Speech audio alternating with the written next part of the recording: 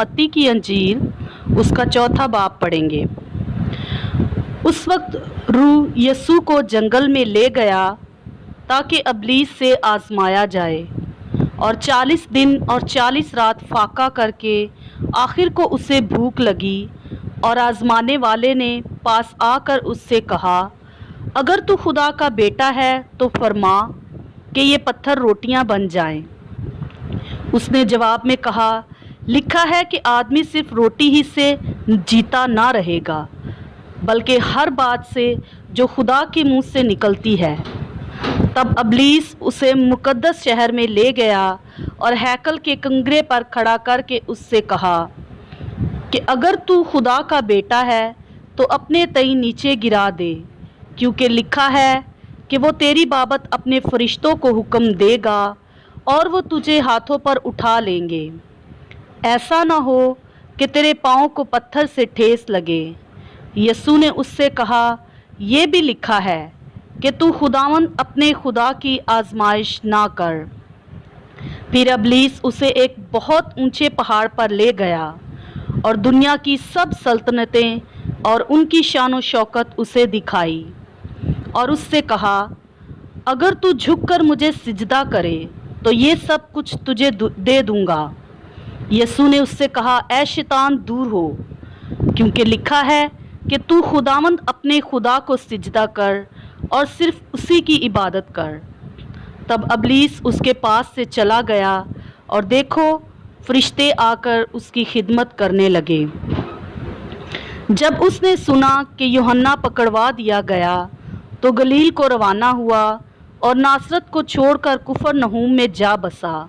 जो झील के किनारे जबलून और नफ्ताली की सरहद पर है, ताकि जो यशायाह नबी की मार्फत कहा गया था वो पूरा हो कि जबलून का इलाका और नफ्ताली का इलाका दरिया की राह यरदन के पार गैर कौमों की गलील, यानी जो लोग अंधेरे में बैठे थे उन्होंने बड़ी रोशनी देखी, और जो मौत के मुल्क और साया में बैठे थे उन पर रोशनी चमकी।